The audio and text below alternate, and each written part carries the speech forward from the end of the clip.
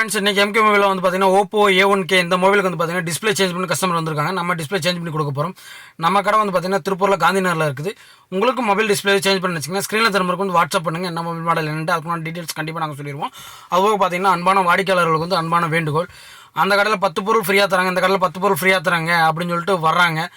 அதாவது எல்லா கஸ்டமர்ஸும் சில கஸ்டமர்ஸை சொல்கிறேன்.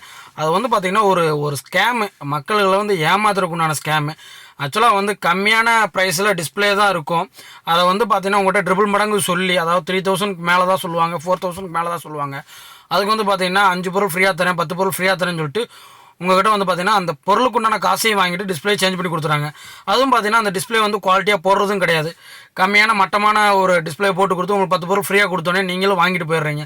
அது வந்து பார்த்திங்கன்னா சில மாதங்கள்லேயே வந்து பார்த்திங்கன்னா அது வந்து ரிப்பேர் ஆகிறதுக்குண்டான வாய்ப்பு அதிகமாக இருக்குது. அதுபோக பார்த்தீங்கன்னா உங்கள் காசை வீண் பண்ண வேணாம். இந்த மாதிரி 5 பொருள் ஃப்ரீயாக தராங்க, 10 பொருள் ஃப்ரீயாக தராங்க, நம்ம போய் டிஸ்பிளே சேஞ்ச் பண்ணிக்கலாம் அப்படின்னு சொல்லிட்டு முடிஞ்ச வரைக்கும் அந்த ஸ்கேம்லேருந்து தப்பிக்கிறதுக்குண்டான வழியை பாருங்கள்.